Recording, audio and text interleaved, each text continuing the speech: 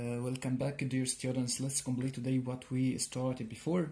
We will discuss today together the two remaining traits, sex-influenced and sex-limited traits. And let me note again that these traits are somatic traits that are carried on the somatic chromosomes. Surely I mean their genes.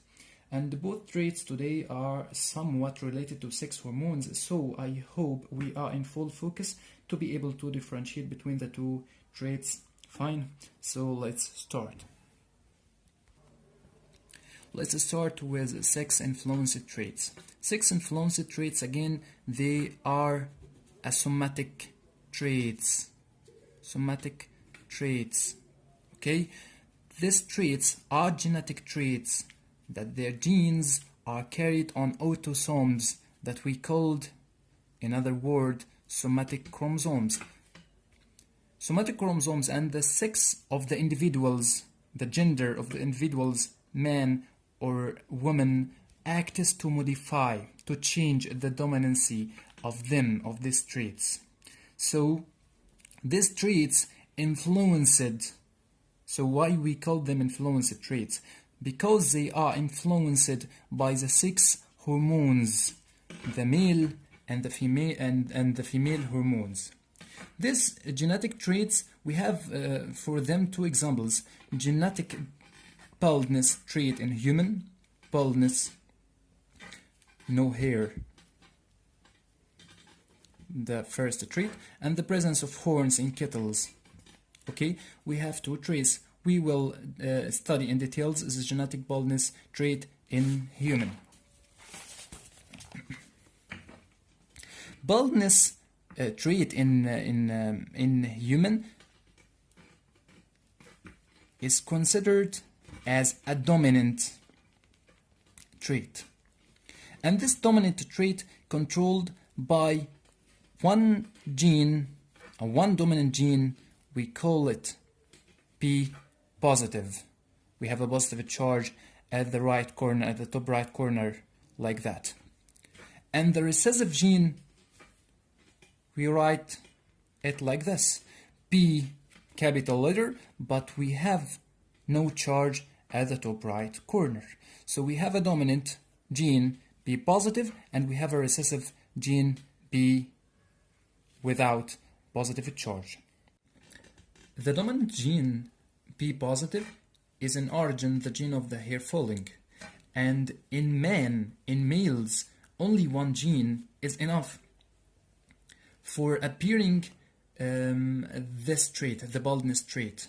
Why only one gene is enough? Because man has a masculinity hormones, the main hormones, masculinity hormones, but in women, women didn't have these hormones or the masculinity hormones. The absence of this masculinity hormones require two genes to be able to form this trait.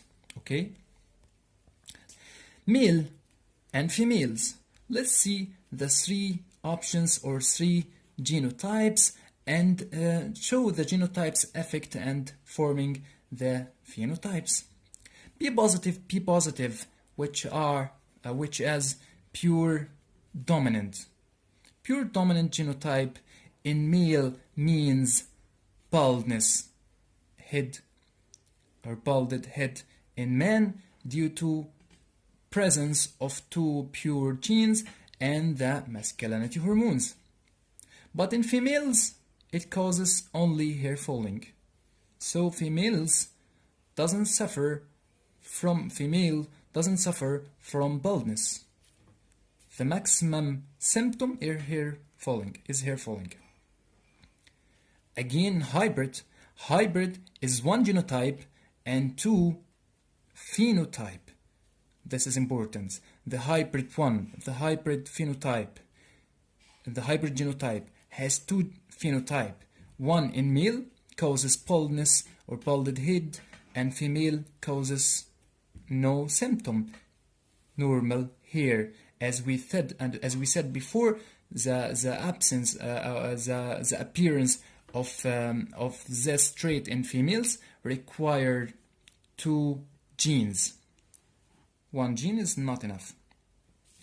And the third genotype in female and male causes normal hair, no falling, no baldness, because the two genes are recessive and no appearance of the traits.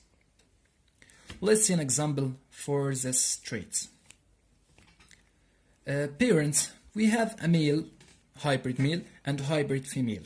Let's take the gametes.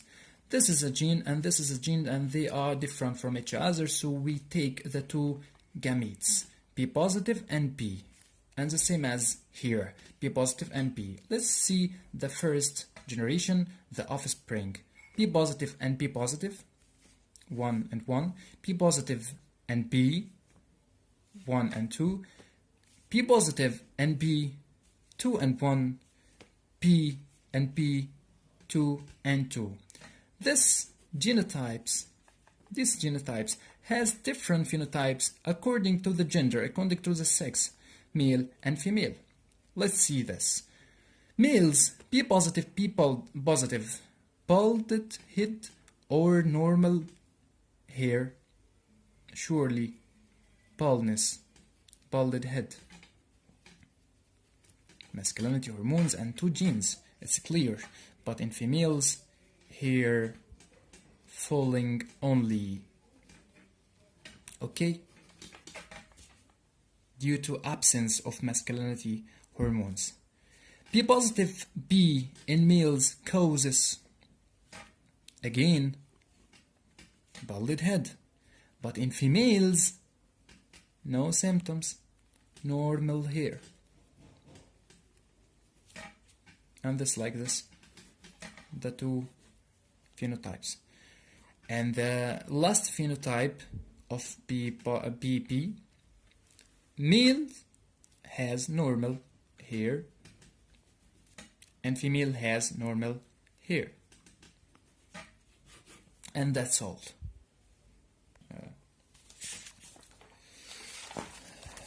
And let's turn to sex-limited traits. Sex-limited traits are related somewhat to hormones, to sex hormones, and this traits, appearance of this traits is constructed. Constructed means limited on one gender, on one sex only. Why? Due to the difference of hormones. We have a masculinity hormones in male and feminine hormones in females. So we have a difference in the hormones. So the appearance of these traits is constructed on one sex. Let's see examples. Egg laying in females, sure, like birds. Birds lay eggs. Females. Milk production in females, sure. Females produce milk according to presence of some hormones which are absent from men. And appearance of beard, surely in males, and this is a secondary sex character due to the presence of hormones in men. Let's move to the final and the last theoretical part of the remaining curriculum, which is the medical examination before marriage. And we have 3 reasons and 3 importance for this examination. Let's see them together. The first reason is to be sure that the parents are free from the infectious diseases like hepatitis, like AIDS, that we call the acquired immunity disease, and they are free from genetic diseases like thalassemia, and thalassemia infects Mediterranean people like us who lives in Alexandria and Port Said, for example. The second reason for giving the medical counsel, the medical advice about the possibilities of transmission of the previous diseases that we are talking about to the other partners of and the offspring, the children in the future, to providing them and giving them choices to help them in planning for healthy families. These are the reasons for medical examination. and the importance of the medical examinations. The first important for giving birth or to giving birth to give birth to healthy children, for giving birth a healthy children, and limiting the spreading of the genetic diseases like congenital deformities and mental retardation, for example, and avoiding financial, psychic and social loads when carrying the children who suffer from the genetic diseases. And this is all our curriculum. I wish you understood what I said, and I wish you always the success and good luck. Goodbye.